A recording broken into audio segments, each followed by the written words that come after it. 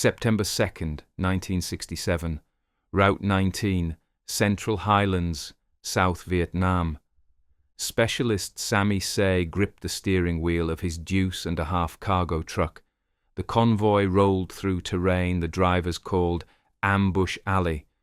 37 trucks hauled aviation fuel from Pleiku to An Khe. Green canvas covered vehicles following standard military transportation protocols. Say's truck looked regulation enough from distance. Olive drab paint, military markings, canvas top stretched over cargo bed. But something was wrong about the truck ahead of him. Where canvas should hang loose, steel plates gleamed in morning sun.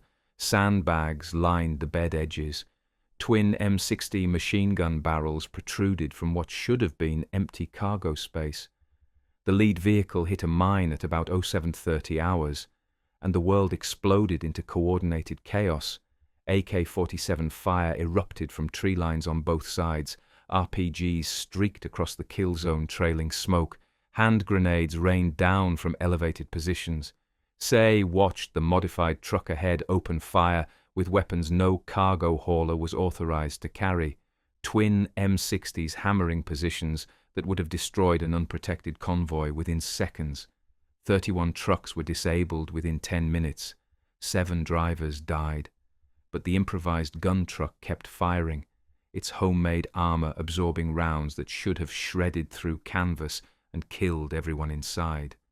What the army brass had called junkyard modifications and specifically warned against had just saved lives. Through firepower, no regulation anticipated, and armor, no manual authorized. The young truck drivers of the 8th Transportation Group were proving that American ingenuity under fire didn't wait for authorization. It welded steel plates to cargo beds, mounted machine guns scrounged from helicopter maintenance, painted intimidating names on vehicles officers pretended not to see, because the alternative was watching convoys burn and drivers die, on roads where ambush was certainty, and homemade armor was the only thing standing between fuel deliveries and total mission failure. The killing began at 1855 hours on Route 19, about 10 miles east of Mangjiang Pass.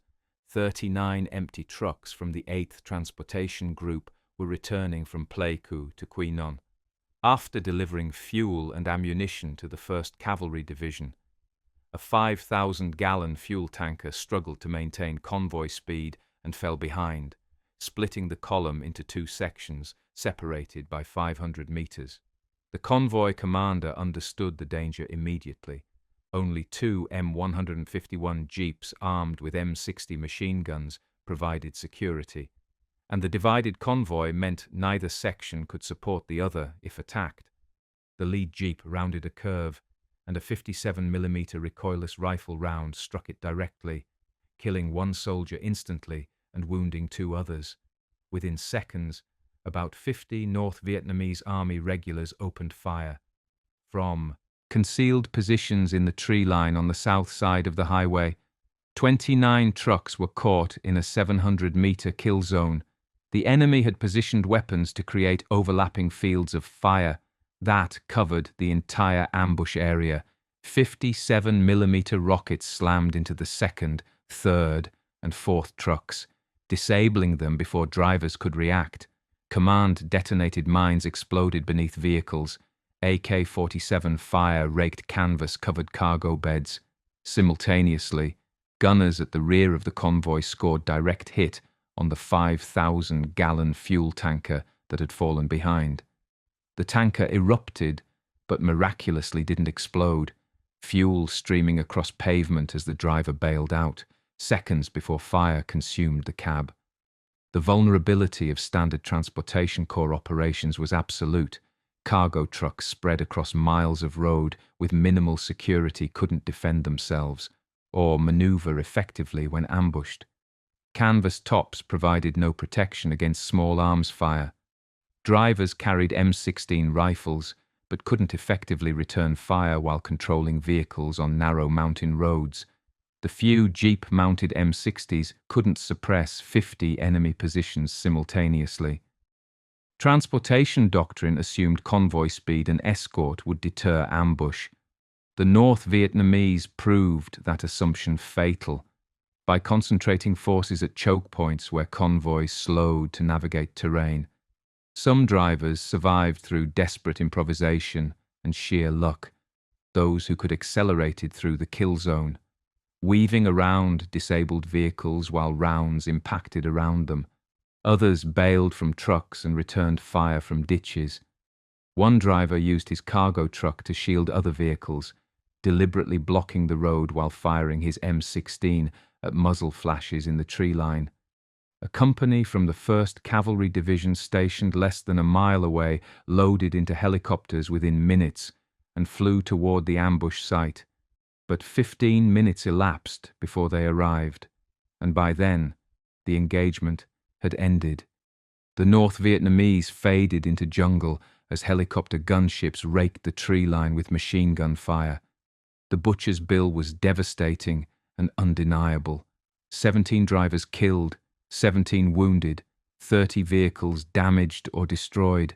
7 families would receive telegrams. 17 wounded men proved the current system was systematically killing soldiers, whose job was hauling fuel and ammunition, not fighting infantry battles. Transportation Corps commanders could no longer pretend convoy security doctrine worked. The September 2nd ambush demonstrated that canvas-covered cargo trucks operating on predictable routes with minimal security were death traps, and continuing current operations meant accepting casualties that would eventually make supply missions impossible. But within days of the massacre, truck drivers across Vietnam began scrounging steel plates from destroyed vehicles and welding armor onto cargo beds without waiting for official authorization, proving that when regulations meant death and survival meant improvisation, American soldiers would write their own doctrine, regardless of what manuals specified or officers pretended not to see. The transformation began in motor pools across Vietnam. Within 72 hours of the September 2nd massacre, specialist Sammy Say and several drivers from the 8th Transportation Group gathered around a deuce-and-a-half cargo truck at their Quignon motor pool, armed with cutting torches, welding equipment, and determination to never ride defenseless into another ambush. They started with materials no manual authorized but every junkyard provided: steel plates salvaged from destroyed vehicles, lumber from construction sites, sandbags piled 3 feet high along cargo bed walls. C and his crew knew modification without authorization risked disciplinary action. Army regulations specified that no vehicle alterations were permitted, without extensive testing by manufacturers and approval from higher command. But regulations written in air-conditioned offices didn't account for ambushes that killed 7 men in 10 minutes. The engineering was crude but functional. Drivers welded half-inch steel plates to the floor and lower sides of cargo beds, creating barriers against small arms fire and mine fragments. They stacked sandbags along the walls, building firing positions that protected gunners while allowing clear fields of fire. 2x4 lumber-framed gun boxes where crew served weapons could be mounted. The steel came from everywhere: destroyed trucks in salvage yards, damaged APC hulls, even blown bunkers and damaged equipment. Nobody asked questions when steel plates disappeared from scrap piles. Survival trumped bureaucracy. Weapons presented greater challenge. Transportation units were authorized minimal armament: M14 rifles for drivers, a few M60 machine guns for headquarters staff, maybe an M79 grenade launcher per squad. This firepower couldn't suppress 50 enemy positions. C and other crew chiefs began bartering with helicopter units for M60 machine guns. They traded cigarettes, liquor, captured AK-47s, and promises of future favors. For weapons officially allocated elsewhere, some simply borrowed guns from maintenance shops and never returned them. One crew chief secured twin M60s by offering Air Force mechanics a case of scotch and 3 days of labor repairing trucks. The unofficial supply chain operated through connections, trades, and deliberate blindness. from officers who understood that dead drivers couldn't testify about unauthorized weapons.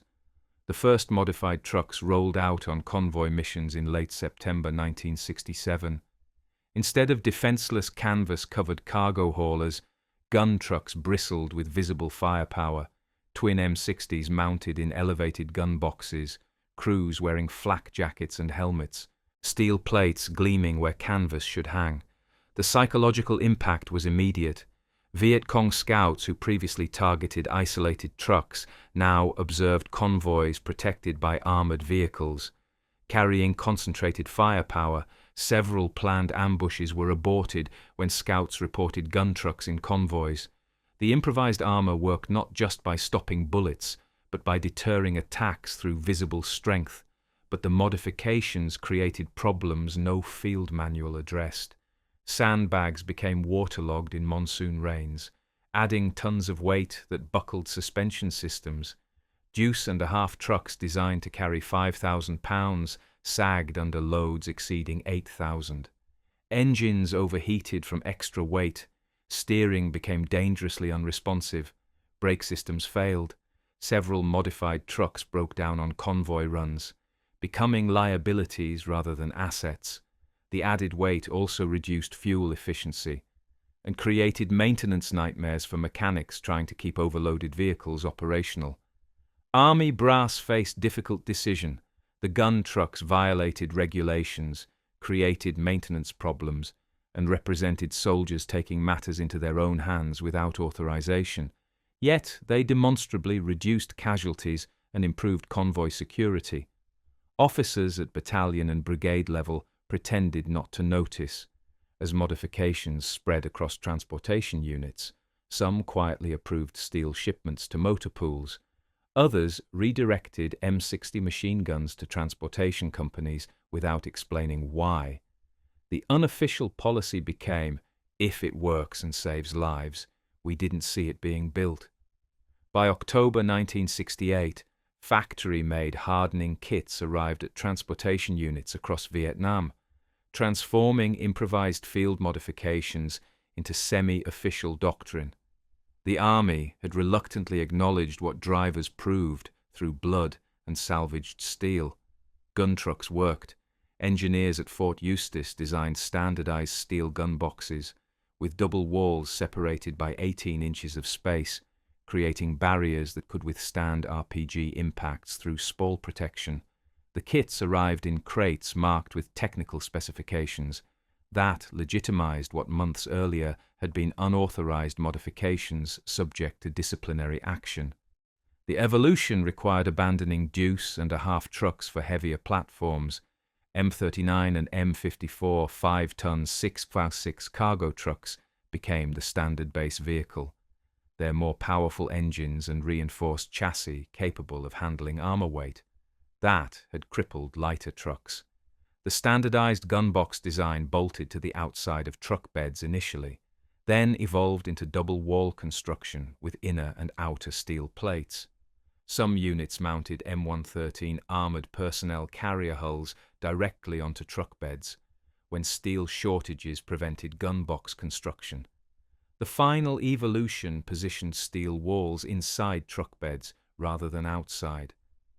Improving weight, distribution and structural integrity, weapon systems evolved from single M60 machine guns into devastating combinations of firepower.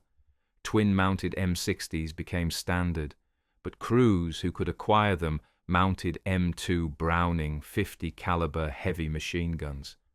Capable of punching through light fortifications, a few legendary gun trucks secured M134 miniguns, electrically driven Gatling guns capable of firing 6,000 rounds per minute, weapons designed for helicopter door guns, but adapted to truck mounts through ingenuity and unofficial supply channels. Quad-mounted 50-caliber anti-aircraft guns appeared on some trucks until 1969. Though their inability to depress fire angles and excessive crew requirements led to discontinuation, each gun truck carried crews of 4 to 5 men, driver, 2 to 3 gunners, and a non-commissioned officer in charge, who coordinated fire and communications. The trucks developed identities through names painted in large letters on armor plates. Eve of Destruction became legendary in the 8th Transportation Group, armed with twin .50 calibers and crew reputation for aggressive tactics. Ace of Spades earned fame for turning ambushes into Viet Cong massacres. Cold Sweat, Iron Butterfly, Pandemonium, The Executioner, Bounty Hunter. Each name represented not just vehicle, but crew bonds, forged through shared danger and mutual dependence. Black paint replaced olive drab despite regulations, crews reasoning that intimidating appearance enhanced psychological warfare. Unit commanders ordered yellow noses painted on all vehicles for identification from helicopters overhead, but gun truck crews customized even these required markings into distinctive patterns. The first purpose-built gun trucks proved devastating in convoy defense operations.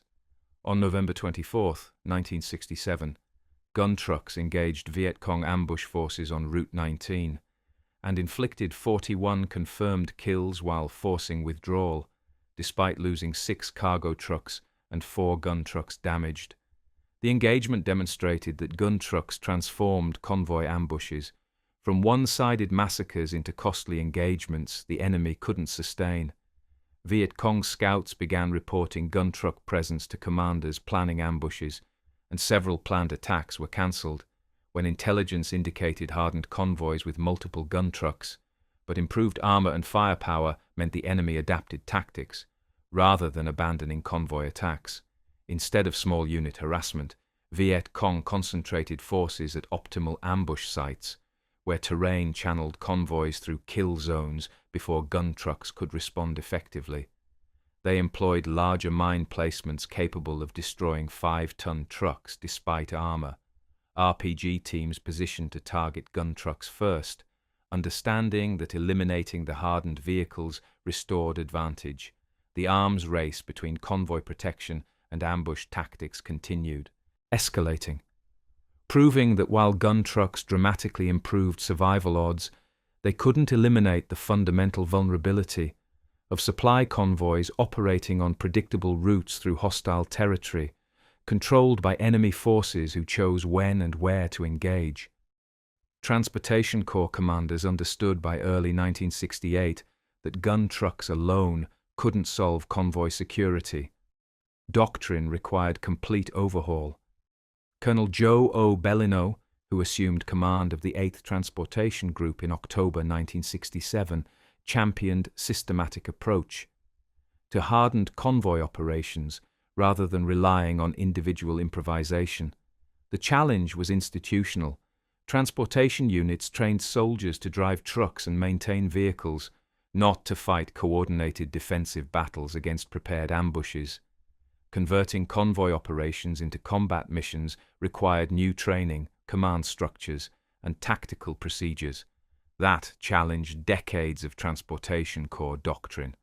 The hardened convoy concept emerged through lessons written in blood and documented in after-action reports. Gun trucks were positioned at specific intervals throughout convoys: lead truck, 1/3 back, 2/3 back, and tail position. This spacing ensured that regardless where ambush occurred, at least one gun truck could respond within seconds.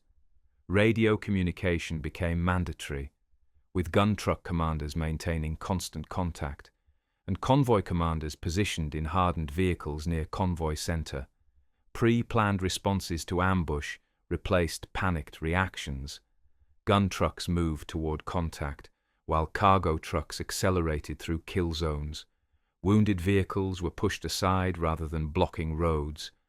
Crews trained to dismount only when absolutely necessary. Because remaining in armored vehicles increased survival odds, training evolved from driving instruction into combat operations course. Crews learned suppressive fire techniques, immediate action drills for various ambush scenarios, vehicle recovery under fire, and coordinated maneuver. Gun truck crews became specialists who volunteered for duty, understanding they would see more combat than many infantry soldiers. The volunteers were typically experienced soldiers seeking action, or truck drivers who had survived ambushes and refused to remain defenseless. 5-man crews operated each gun truck, driver with combat experience, vehicle commander, usually a sergeant, and 3 gunners trained on specific weapon systems. Crew cohesion became critical as gun trucks developed reputations through repeated engagements. By late 1969, perfected doctrine demonstrated measurable success. Convoy casualties dropped dramatically compared to 1967 levels. Ambushes became costlier for Viet Cong forces, facing concentrated firepower that killed attackers faster than they could kill truck drivers. The 8th Transportation Group documented that hardened convoys transformed ambush calculations. What had been one-sided massacres became engagements where American forces often inflicted heavier casualties than they sustained.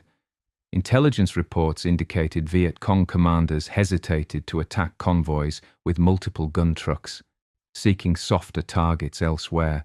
The institutional shift represented validation of bottom-up problem-solving over top-down planning. Enlisted soldiers identified vulnerability, improvised solutions, and proved effectiveness.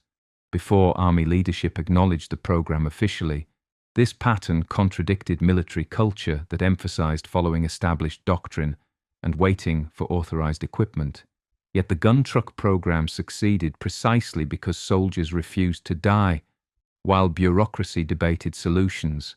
Officers who initially warned against unauthorized modifications eventually championed the program. After witnessing results, the Army added new chapter to Transportation Corps history by acknowledging that field innovation sometimes preceded official doctrine rather than following it. But success came with cost that statistics couldn't capture. Gun truck crews faced constant combat exposure that approached infantry casualty rates. Between 1967 and 1972, numerous gun truck crewmen were killed or wounded during ambushes. The vehicles that protected convoys became bullet magnets once enemy identified them as primary threats. Viet Cong adapted tactics continuously. Larger mines targeted 5-ton gun trucks specifically. RPG teams concentrated fire on gun trucks before engaging cargo vehicles. Coordinated attacks attempted to destroy gun trucks in opening seconds to eliminate convoy firepower. The arms race between protection and attack methods continued escalating until American withdrawal, proving that while gun trucks dramatically improved survival odds, they couldn't eliminate fundamental vulnerability of supply convoys operating through hostile territory on predictable routes, where enemy chose when and where to engage. Eve of Destruction became the most feared gun truck on Route 19. Between late 1967 and 1970, built on an M54 5-ton chassis, the truck mounted twin M2 Browning 50 caliber machine guns in a double-walled steel gun box that could withstand RPG impacts through spall protection. The crew of 5, driver, NCOIC, and 3 gunners, developed reputation for aggressive tactics. That transformed convoy escort from defensive posture into active hunting. When ambushes erupted, Eve of Destruction didn't just suppress fire, it drove directly into kill zones and saturated enemy positions with firepower that could shred light fortifications and vegetation, forcing Viet Cong withdrawal before they could inflict significant damage on convoys. The Ace of Spades earned its legend through different path. Originally built from salvaged gun box of destroyed truck, Proud American, which operated only 21 days before being destroyed in ambush. The Ace inherited both equipment and determination from its predecessor. The crew painted the oversized Ace of Spades symbol on armor plates. Psychological warfare borrowed from card decks left on enemy dead by infantry units. The Ace participated in dozens of engagements along Route 19 and Highway 1, with crew developing tactics that anticipated ambush locations and pre-positioned weapons to engage simultaneously with first enemy shots. Gun truck crews became elite volunteers known throughout transportation units. Young soldiers aged 19 to 23 who had survived their first ambush often requested transfer to gun truck duty. Understanding the role meant constant combat exposure, but also meant never feeling helpless again. The crews developed brotherhoods similar to infantry platoons, living together, training together, fighting together. Each truck evolved distinct identity through crew customization. Elaborate artwork painted on armor plates, trophies from destroyed enemy weapons mounted on gun boxes, unit patches and personal insignia that transformed regulation olive drab into intimidating war paint, cold sweat, pandemonium, iron butterfly, the executioner. The names weren't just labels, but statements of intent painted in letters 3 feet high. The combat statistics documented what crews proved through blood. On February 12, 1969, 4 gun trucks engaged coordinated ambush on Highway 1. That involved about 100 Viet Cong fighters positioned in prepared positions. The engagement lasted 14 minutes. Gun truck crews killed 36 confirmed enemy, wounded estimated 50 more, and forced withdrawal despite losing 1 gun truck disabled by mine and 3 cargo trucks destroyed. The convoy completed its mission. Similar engagements occurred weekly throughout 1969 through 1970, demonstrating that gun trucks had transformed convoy ambushes from one-sided massacres into costly defeats for enemy forces. Individual acts of heroism emerged from these engagements. On May 18, 1970, Specialist 4 Jimmy Wayne Dahl threw himself on enemy grenade to save his gun truck crew, posthumously receiving the Medal of Honor. Numerous gun truck crewmen received Silver Stars and Bronze Stars for valor, demonstrated during ambushes when they maintained fire despite wounds, or stayed with burning convoys providing covering fire for evacuation.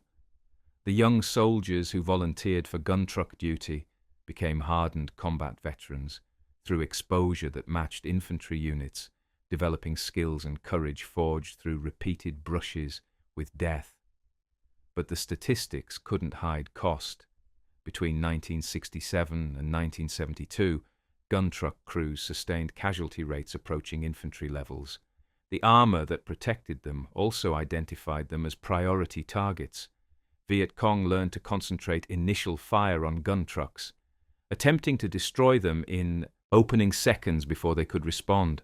Larger mines specifically targeted 5-ton trucks.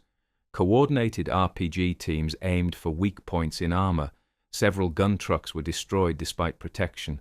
Crews killed by explosions that penetrated steel walls, or mines powerful enough to flip vehicles. The brotherhood that formed among crews meant watching friends die in vehicles they'd helped build, understanding that tomorrow might bring the same fate. Yet volunteers continued stepping forward, proving that some soldiers measured worth not through survival, but through refusing to let convoy drivers face ambushes defenseless, even when defense meant accepting odds that approached certainty of combat and possibility of death. The mathematics of survival were unforgiving. Between 1967 and 1972, gun truck crews sustained casualty rates that approached infantry levels, despite armor that should have protected them. The 8th Transportation Group lost dozens of men killed and wounded during convoy operations, with gun truck crews representing disproportionate percentage of casualties. Each telegram sent to families began with identical words, explaining their sons had been killed in action while operating gun trucks in convoy security operations. The families received neither details of heroism nor comfort beyond standard condolences. Their sons had died driving supply trucks, a fact that seemed impossible to reconcile with combat-level casualties. Specialist 4 Jimmy Wayne Dahl threw himself on enemy grenade during ambush on May 18, 1970, saving his gun truck crew but dying from wounds sustained. He received the Medal of Honor posthumously. Sergeant Jimmy Dale Stoner was killed when RPG penetrated his gun truck's armor on Route 19, proving that even double-walled steel couldn't guarantee survival. Staff Sergeant William Say, who had helped build the first improvised gun trucks after September 2nd massacre, survived his tour. but watched multiple friends die in vehicles they'd welded together in motor pools. The survivors carried psychological burdens that manifested decades later: nightmares of burning trucks, guilt over friends killed when mines destroyed vehicles despite armor, constant vigilance that never diminished even when convoys ended. Some gun trucks were destroyed despite protection that should have saved crews. On March 24, 1971, the proud American II, successor to original destroyed in 1967, hit command detonated mine, containing estimated 300 pounds of explosives. The blast flipped the 5-ton truck completely over, killing 2 crew members instantly and wounding 3 others critically. Eve of Destruction survived multiple RPG hits during its operational life, but was eventually destroyed by concentrated rocket fire that penetrated gun box and ignited ammunition. King Cobra was disabled by mine in 1970. Crew evacuated seconds before secondary explosions consumed the vehicle. The trucks that became legendary for invincibility eventually proved vulnerable when enemy concentrated sufficient firepower or employed mines large enough to overcome armor through sheer explosive force. Between 300 and 400 gun trucks operated throughout the war, each representing crews who volunteered repeatedly for duty they understood meant constant combat exposure. The volunteers came from 2 categories: drivers who had survived ambushes and refused to remain defenseless, and combat-seeking soldiers who found transportation duty boring, until discovering gun trucks offered action exceeding many infantry assignments. They formed bonds similar to infantry platoons, living together, training together, fighting together, watching friends die together. The question that haunted many was whether keeping supply lines open justified casualties. That mounted steadily despite improved tactics and armor. Gun truck crews answered that question through continued volunteering despite knowing odds. They understood convoys required protection, that without gun trucks, casualty rates among regular cargo drivers would return to 1967 levels, that their role saved lives even when it cost their own. Specialist Daniel Condon, who served on gun truck crew throughout 1969 to 1970 tour, later wrote that every convoy mission felt like accepting potential death, but allowing supply drivers to face ambushes defenseless felt more immoral than accepting risk themselves. The crews measured worth not through survival, but through convoys protected and drivers saved, creating calculus where personal danger became subordinate to mission completion. But as American forces withdrew from Vietnam between 1971 and 1973, gun trucks faced final indignity. The vehicles that had saved countless lives and represented American ingenuity under fire were too heavy and modified to justify shipping home. Most were abandoned at bases or driven to salvage yards and destroyed. Eve of Destruction, Ace of Spades, and dozens of other legendary trucks were cut apart or left to rust, erasing physical evidence of innovation that had transformed convoy operations. Crews who had served on these vehicles watched them destroyed, understanding that military efficiency demanded disposal, but feeling that something more than metal was being lost: memory of brotherhood forged in combat, proof that soldiers would innovate solutions when official doctrine failed, and testament to courage demonstrated daily by young men who volunteered to paint intimidating names on armor plates and ride into ambushes because convoys needed protection, regardless of personal cost. The question returned decades later, when American convoys in Iraq and Afghanistan began improvising armor from scrap metal and sandbags in 2003 through 2004. Why did soldiers have to improvise protection instead of army providing it? The answer revealed uncomfortable truth about military procurement. Bureaucracy moves slowly, soldiers die quickly, and the gap between threat and response gets filled by field innovation or casualties. Gun trucks in Vietnam demonstrated this pattern first, establishing precedent that would repeat in every conflict since. when institutional systems failed to match tactical reality. The gun truck concept influenced modern convoy security in ways that vindicated 1967 improvisers. In April 2004, the 518th Transportation Company formed at Camp Navistar, Kuwait, as Provisional Gun Truck Company, acquiring 35 Humvees and 5 M939 5-ton trucks, that crews modified with improvised armor and 50 caliber machine guns, exact repetition of Vietnam pattern 40 years later. Representative Duncan Hunter, chairman of House Armed Services Committee, championed standardized Hunter box armored enclosures for 5-ton trucks. After Vietnam veterans consulted on design, the Army eventually deployed MRAP, mine-resistant ambush-protected vehicles, purpose-built for convoy security, but only after soldiers spent months welding hillbilly armor onto vehicles, because waiting for proper equipment meant accepting casualties. The lesson was simple, but apparently required learning repeatedly. Bottom-up innovation works when soldiers face immediate threats, and bureaucracy moves slowly. Gun trucks demonstrated that enlisted soldiers closest to problems often develop solutions faster than acquisition programs operating through channels designed for peacetime procurement. The 8th Transportation Group added new chapter to Transportation Corps history by documenting what worked rather than waiting for doctrine to authorize experimentation. Their after-action reports became training materials. Their gun truck designs influenced standardized hardening kits.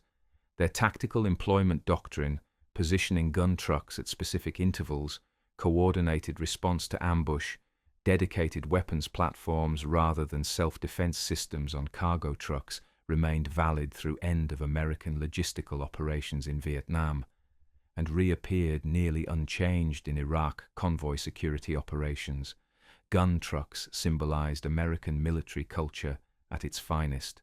Soldiers who refused to accept failure, improvised solutions with available materials, and proved courage combined with ingenuity overcomes doctrinal gaps. The crews who welded steel plates in motor pools, painted intimidating names on armor, and volunteered for constant combat weren't rejecting military discipline. They were exercising initiative that American military doctrine theoretically valued, but institutional inertia often suppressed. Their innovation succeeded because officers eventually acknowledged field-driven solutions worked better than waiting for authorized equipment that arrived years too late to save lives being lost daily. Most gun trucks were destroyed or abandoned in Vietnam, cut apart in salvage yards or left to rust, when withdrawal made shipping home impractical. Eve of Destruction survived and now sits in Army Transportation Museum at Fort Eustis, Virginia, one of maybe a dozen preserved out of 300 to 400 that operated during war. The physical evidence disappeared, but legacy endured in every convoy that subsequently rolled with purpose-built armor and weapons.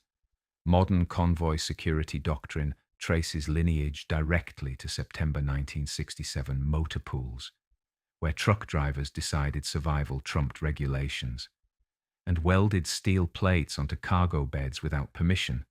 The final truth transcended Vietnam and Iraq. Sometimes the best military equipment is built by soldiers who refuse to die waiting for approval.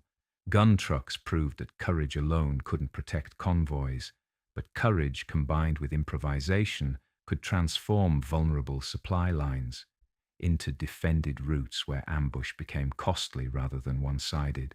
The young men who painted Eve of Destruction, Ace of Spades, and dozens of other names on armor plates left a legacy not measured in preserved vehicles, but in principle that endures across generations.